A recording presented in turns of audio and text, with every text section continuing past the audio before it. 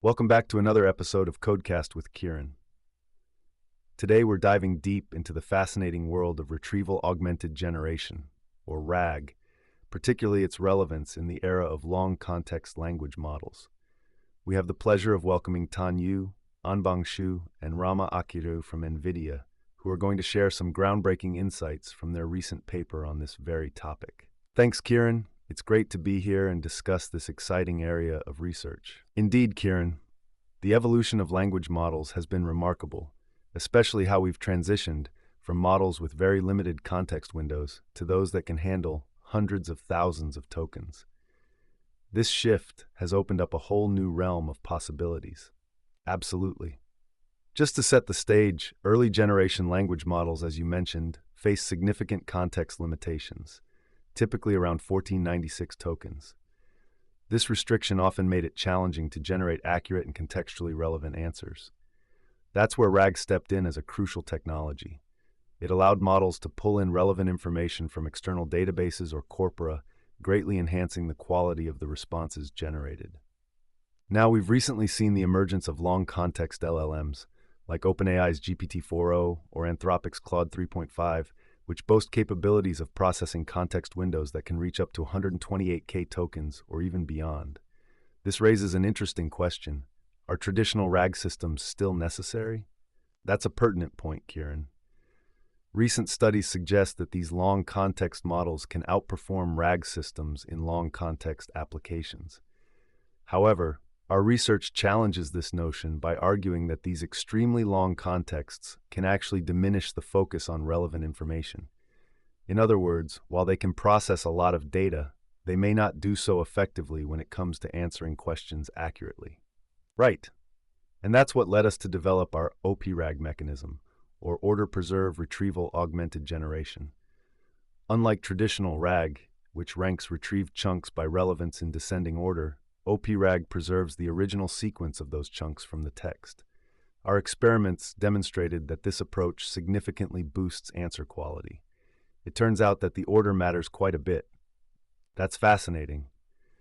So what did you discover about the relationship between the number of retrieved chunks and answer quality? Was there an optimal point? Great question. We found that as the number of retrieved chunks increases, answer quality initially improves, hitting a peak, and then starts to decline. This forms what we call an inverted U-shaped curve. Essentially, more retrieved chunks give the model access to potentially relevant information, improving recall.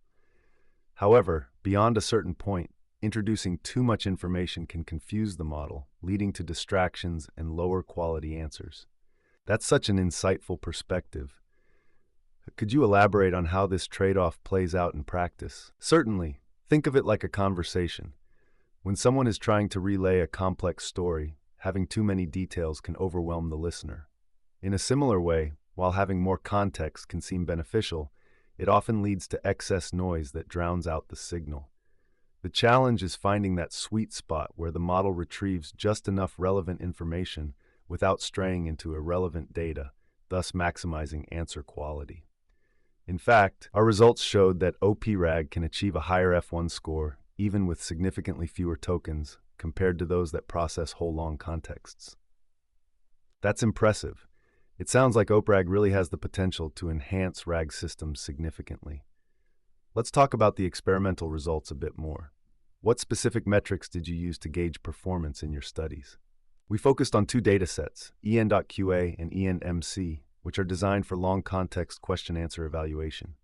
For example, in the enqa dataset, we noted that our OP-RAG achieved an F1 score of 44.43 using just 16K retrieved tokens, whereas models like Llama 3.170b without RAG only hit 34.32 F1 score when leveraging the entire 128K context. Those numbers speak volumes.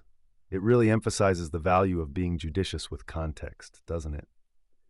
Moving forward, how do you see these findings influencing the development of RAG systems and chatbots? We believe that OP-RAG presents a compelling case for rethinking how we approach context utilization in RAG systems.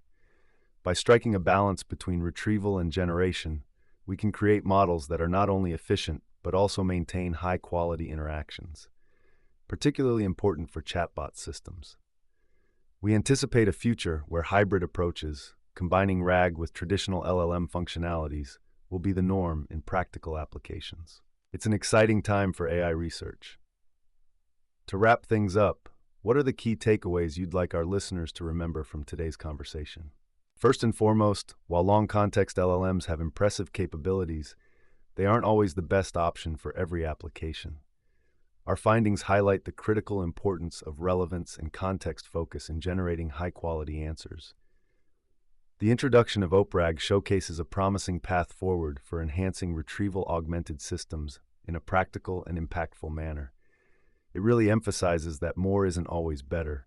It's about how you use the information you retrieve. Absolutely. A big thank you to Tanyu, Anbang Shu, and Rama Akiraju for joining us and sharing your valuable insights. And thank you to our listeners for tuning in to another episode of Codecast with Kieran. We hope you found today's discussion as enlightening as we did. Don't forget to subscribe for more explorations into the world of AI and machine learning. Until next time, keep innovating.